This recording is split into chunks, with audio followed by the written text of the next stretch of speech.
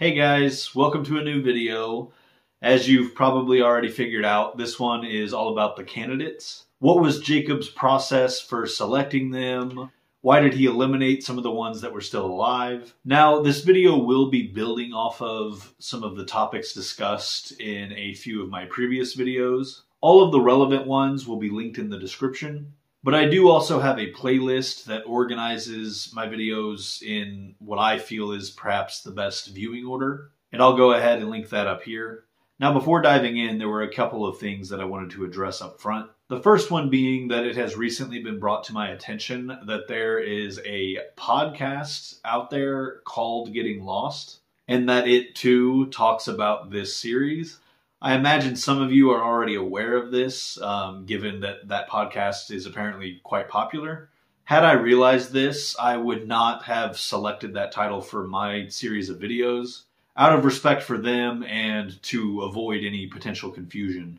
Back when a friend of mine suggested that title for this series, I pretty much immediately fell in love with the idea. It really is a great title for this type of content. And even at that time, I was somewhat skeptical that someone hadn't already beaten me to it. And I do remember searching to see if I could find anything titled Getting Lost. I'm not sure how I didn't come across the podcast. It probably would have helped if it had occurred to me to search Getting Lost podcast. But at any rate, I didn't search hard enough and was too eager in my conclusion that it wasn't being used yet. At which point I then took on that title.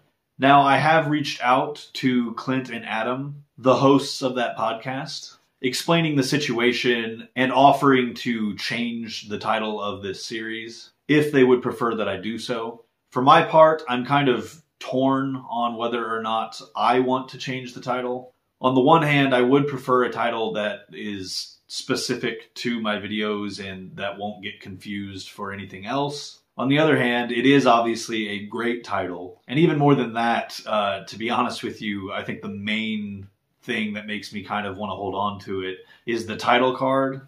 It took me a long time to get that just right, and I am very proud of it. So yeah, like I said, I'm pretty torn on whether or not I want to change it. So depending on what I end up deciding, or if Clint and Adam decide they would prefer that I change it, in which case I would absolutely honor that, you may or may not be seeing the name for this series changing. And if that happens, I just wanted to go ahead and explain why that would be. Now, for any of you that haven't heard of that podcast and would like to check it out, I will include the link to that in the description as well. In the time since I've found out about it, I've been busy working on this video and have not yet had a chance to check it out myself, but I do look forward to doing that. Now, the other thing that I want to do before getting into the video is give a shout out and thank you to my new Patreon supporter, Ben Ward, who has chosen the candidate number 90.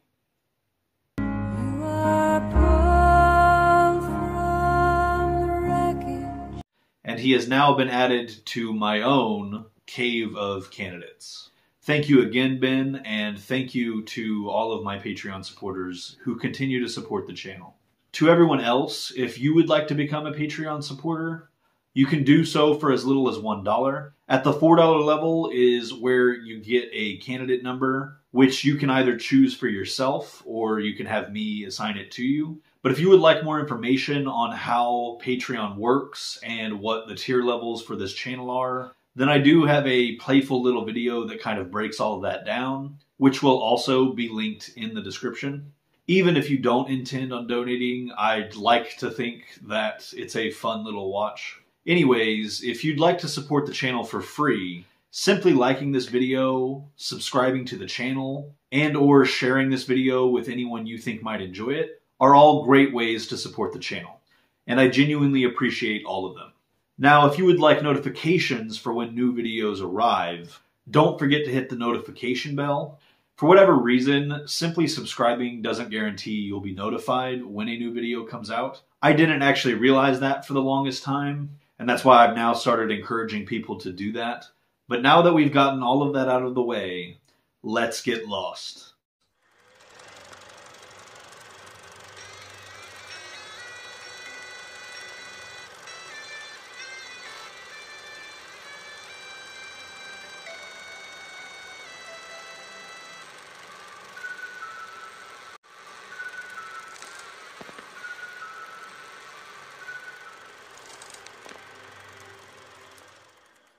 Just let me leave, Jacob. As long as I'm alive, you're not going anywhere. Well, then now you know why I want to kill you. And I will kill you, Jacob. Even if you do, somebody else will take my place. Well, then I'll kill them too. One of the many interesting things about this exchange, especially in the context of what we see play out over the following centuries, is that Jacob states it is his eventual replacement specifically that will keep his brother from escaping if Jacob himself were to die. And yet, as we see in Season 6, and even throughout the entire series, it's not just Jacob and his one eventual replacement that the Man in Black needs dead in order to leave the island. Instead, it's Jacob and all of his remaining potential replacements. Locke said that he can't leave the island without us. I think that he can't leave the island unless we're all dead.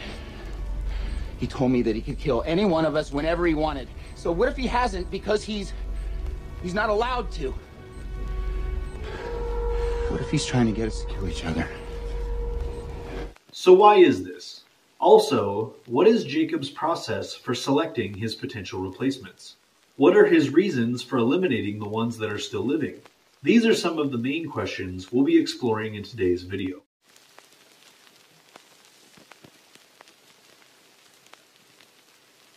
The first thing we should probably address is just how exactly does Jacob being alive keep his brother trapped on the island? As discussed fairly extensively in 3 of this channel's previous videos, each of which I highly recommend having watched prior to this one, it seems apparent that the Man in Black became tethered to the island's electromagnetic field when he was tossed into the source. In that moment, his consciousness was ripped from his body and displaced onto a force of energy and matter that resembles black volcanic smoke. This force of energy is then only capable of operating within the electromagnetic field that is generating it. Because of this, the Man in Black can't leave so long as the source remains active. This is also why, once it is deactivated, he is reduced to the mere flesh and blood form he was replicating at that time. In this channel's Underworld video, we discussed the role the Egyptian settlers played in the history of the island, as well as how these events resulted in the dynamic we see between Jacob and the Man in Black in the more modern centuries. As explained in that video, it is these events that I believe resulted in the diminished light we see in the series finale, as well as the implementation of the stone plug and the source's dependence on it going forward. I also believe it was during this period that the Man in Black concluded he would need to extinguish the source in order to be released from its hold, and that as a result, Jacob then reconcealed the cave from his brother the way Mother once had. I spent 30 years searching for that place you brought me as a child, that waterfall with that beautiful light. And I've walked this island from end to end, not once coming close to finding it. And this is where the Man in Black's main motive for killing his brother comes into play. If Jacob were to be dead, then theoretically his concealment of the cave would be lifted. And so sometime around the late 1860s, the Man in Black orchestrates his first attempt on Jacob's life. Prior to this, Jacob seems to have been leading other groups of outsiders to the island for the sole purpose of testing his view of humanity against the Man in Black's. And it is worth noting, based on the brothers' exchange at the start of the Season 5 finale, that these previous groups probably never reached such an immediate end as the Black Rock crew did. They come, fight, they destroy, they corrupt. It always ends the same. No, I suspect the Black Rock Massacre was the first time since the Egyptians that Smokey bothered to interact with those that arrived on the island.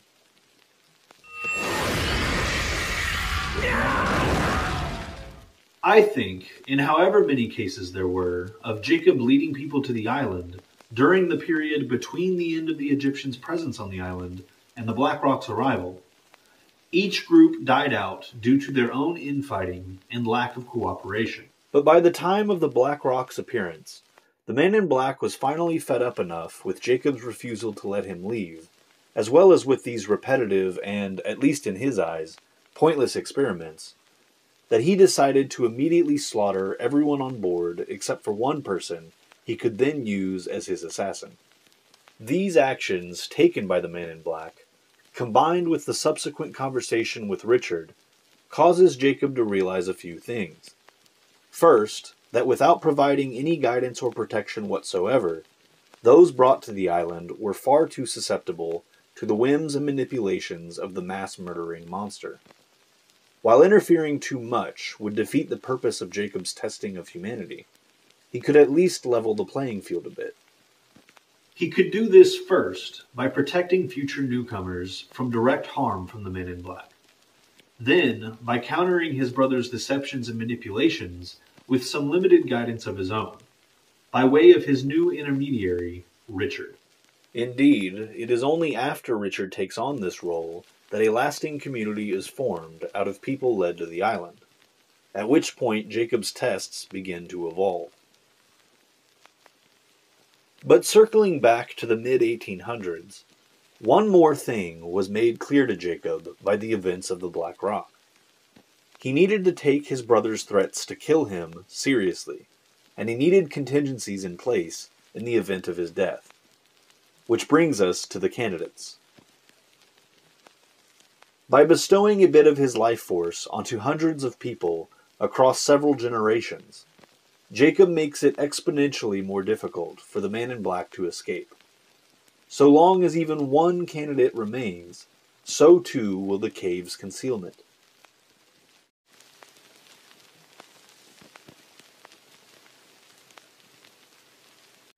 Of course, not every person that comes to the island after the 1800s is a candidate.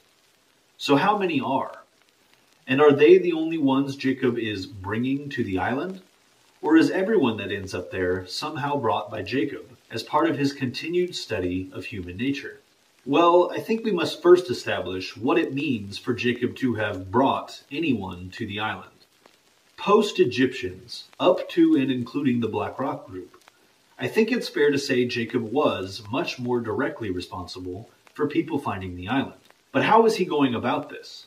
Personally, I have a hard time imagining Jacob frequently traveling off-island, finding potential explorers, and somehow convincing them to follow his very specific instructions to end up on the island. Aside from it seeming implausible, it also seems far too direct for the reclusive Jacob. So what is the alternative I'm proposing? Well, we know that there are pockets of electromagnetic energy all over the world that are connected to the island and its own electromagnetic source. We also know that it is these pockets of energy that cause certain individuals to manifest parapsychological abilities. I propose that over the course of human history, some of these special individuals would dream of the island, the source of their unique gifts. And a certain percentage of them would even go on to seek it out. I think as Jacob's powers grew over the centuries, he began communicating to some of these people via these dreams, helping them to find the place they were looking for. But I think this was yet another thing that changed after events unfolded the way they did with the Black Rock. I think the first thing Jacob tasked Richard with was delivering the journal of the ship's first mate to the family of the deceased captain, Magnus Hanso. The contents of this journal have never been made public nor unknown to anyone outside the family of the seller, Tovard Henso. Doing this would eventually lead the descendants of the Black Rock's crew back to the island. It would also be responsible for helping Dharma, which was funded by Alvar Hanso, learn about the island in order to use it for their experiments. This, of course, leads to hostilities with the natives, which in turn leads to Widmore's banishment and his conflict with Ben, which leads to Widmore manipulating events in such a way that Desmond ends up on the island, where he then becomes largely responsible for the crash of 815, which leads to the freighter arriving, which leads to 316, etc., etc. So did Jacob bring all of these groups of people to the island? Well, in the sense that having the journal delivered to the Hanso family was the start of this whole chain of events, without which nobody that ends up on the island after Richard would likely have ended up there. Yes, I would agree he did. But did he orchestrate every one of the unfathomable amount of circumstances and choices that led each and every specific individual to the island? I am confident he did not. Not only does this seem far beyond Jacob's abilities, it also goes against his entire philosophy.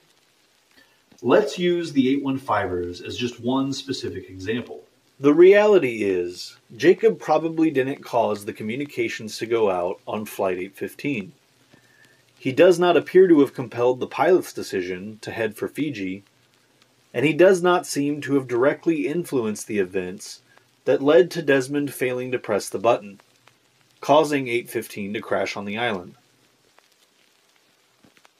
My point is, in order to have literally brought all of these people to the island, we would have to accept that every choice that led every one of these individuals to that point was not a real choice at all, and was merely part of Jacob's control over their lives. This is obviously what the Man in Black claims to Sawyer, while he is, ironically, in the process of trying to manipulate him. But this is actually quite the opposite of what Jacob's words and actions suggest he's all about. Now that we've more or less established that Jacob is indirectly responsible, and only indirectly, for the chain of events that leads everyone to the island, let's look specifically at the candidates. The only real quality we know Jacob looks for is that they're flawed, and in as much need of the island as it is of them. I chose you because you were like me. You were all alone. You were all looking for something that you couldn't find out there. I chose you because you needed this place as much as it needed you. We know, based on the wheel in the lighthouse, that there have been at least 360 candidates spread over many, many decades. We also know Jacob assigned each of them numbers in a seemingly random fashion. For example, candidate number 4, Locke, wasn't even born until after candidate number 10 had already died.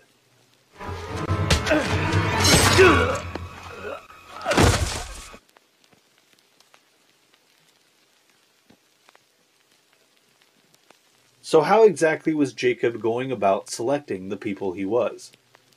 I believe an important element to this process was Jacob's aptitude for sensing future events. This is an ability Jacob demonstrates many times. One example is how he apparently knew Locke was going to be thrown from a window. Another is how he instructed the others to construct a runway years before Ajira 316 would need it. By no means am I suggesting Jacob was omniscient, or that he anticipated every little detail. Not at all. In fact, there's actually substantial evidence to suggest otherwise. However, like certain other characters, he absolutely seems capable of glimpsing, or at least intuiting, fragments of the future. And I believe this ability was crucial in his selection of the candidates. The random order in which names were assigned numbers seems, at least in part, like it may have been due to the random order in which he divined the identities of flawed individuals who would one day end up on the island. With that in mind, it's at least possible that Jacob had written all 360 names down before even a single one had stepped foot on the island, and perhaps before most of them had even been born. But simply naming a candidate surely does not give them their power, or automatically make them impediments to the Man in Black. No, this most likely only happens once Jacob has bestowed a candidate with his life force. Aside from further securing the concealment over the heart of the island, this also extends to the candidate Jacob's own protection against the Man in Black. This is not entirely a blessing, though, because while becoming a candidate does protect one from direct harm from the monster, it simultaneously paints a target on their back.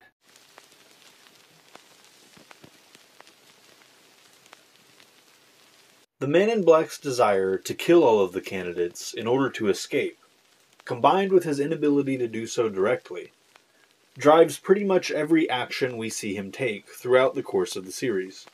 He uses every one of his considerable powers to deceive and manipulate the candidates into getting killed, primarily by inciting and or fueling conflict among them.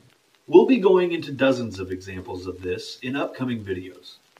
In the meantime, let's take a closer look at the extent of this protection. While it's pretty clear the Man in Black is typically unable to inflict fatal wounds on candidates, what is less clear is to what degree he can physically affect them. Ow! The scene between him and Locke in the donkey wheel chamber seems to suggest he is not able to physically compel John's actions at all. Could you help me up? No. Sorry, I can't. And yet, in the Season 1 finale, he is clearly capable of dragging Locke through the jungle while in his smoke form. This apparent contradiction may mean there was actually a different reason behind his inability to help Locke to his feet in the underground chamber.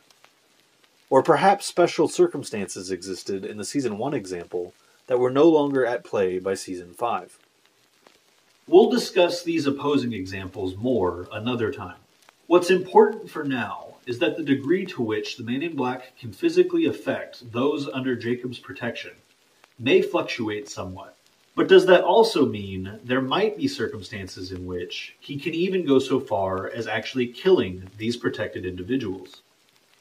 Well, I would argue there is one specific condition in which he can. Consider what happens to Bram and his companions. They were sent to the island by Jacob on a mission specifically designed to hinder the Man in Black's efforts. Leaving them entirely unprotected would make them vulnerable to being immediately killed by the Man in Black, and therefore defeat the purpose of sending them on the mission in the first place. And yet, as we know, he was able to kill them. But I believe he was only able to do so once they tried to kill him. You're free. Kill him!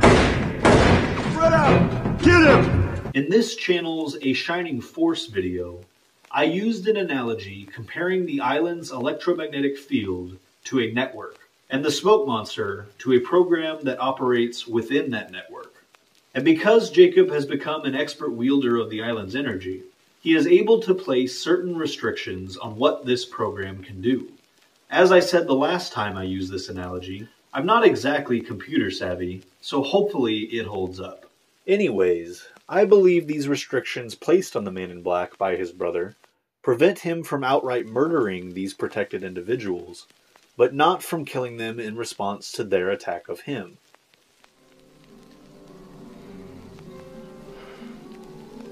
What's on your mind, James? Wondering what would happen to you if I put a bullet in your head. Why don't we find out?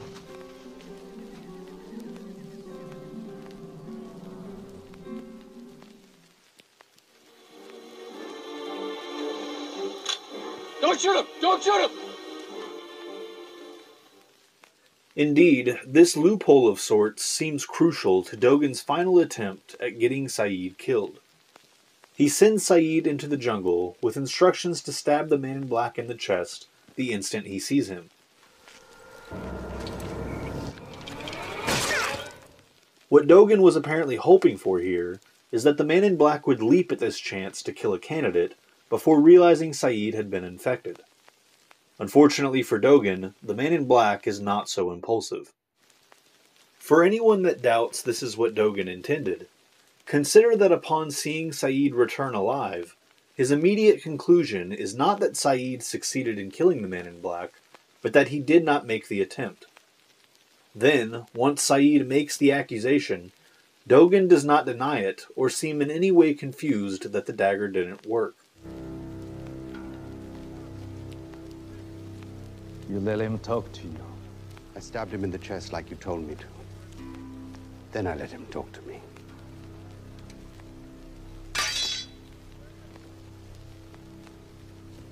That's twice you've tried to have someone else kill me. You had the opportunity to do it yourself. Why didn't you?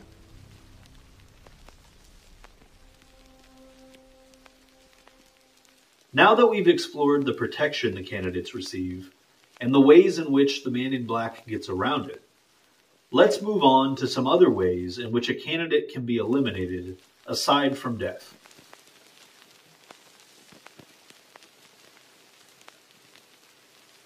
Jacob himself confirms one example of why a living candidate might be eliminated. Why did you cross my name off of your wall? Because you became a mother. But what does it mean to be eliminated in this way? Does it mean these former candidates are suddenly vulnerable to direct harm from the Man in Black? I don't think so. It would seem Jacob's reason for eliminating a candidate with a child is to lessen the risk of said child losing their parent, in which case removing the existing protection would sort of defeat that purpose. No, I think what Jacob actually does in these cases is simply make it so that the candidate in question is no longer contributing to the concealment, removing the Man in Black's reason for wanting them dead, while still leaving the existing protection intact. For what it's worth, Jacob revealing his elimination of Kate was for this reason. Gives us an answer to the question of which Quan candidate number 42 was referring to. If Sun were ever a candidate, and I think she probably was, then according to Jacob's revelation, she would have been eliminated after the birth of Ji Yun, meaning the Quan associated with 42 was almost certainly referring to Jin. But if Kate were eliminated for becoming a mother, why not Jin for becoming a father? Well, it's not entirely clear if Jacob only eliminates mothers specifically, or people that become responsible for children in general. But in either case, it still makes sense that Jin wouldn't be eliminated, as he was never charged with the care of Ji Yun. Keep in mind that Kate did not become a mother by having a biological child. Instead, it was the fact that she became responsible for raising Aaron that mattered in Jacob's eyes. Conversely, Sawyer did have a biological daughter whom he never met, just like Jin. And we know Sawyer remained a candidate. So even if Jacob eliminates fathers in certain cases, it is not the act of producing a child that counts in his eyes. Instead, it's the point at which they take on that parental role.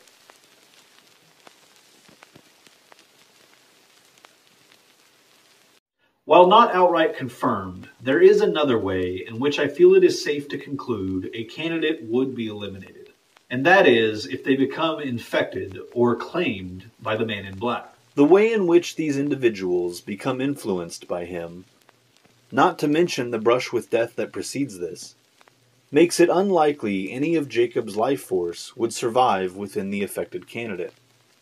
This means their portion of the concealment would be removed, and they would now be vulnerable to direct harm from the Man in Black. But what is the nature of this infection exactly? When, how, and why is the Man in Black able to influence people in this way? And aside from Claire, Saeed, and the French team, are there any more examples we see on screen? All of this will be the subject of its own upcoming installment. Until then, namaste and good luck.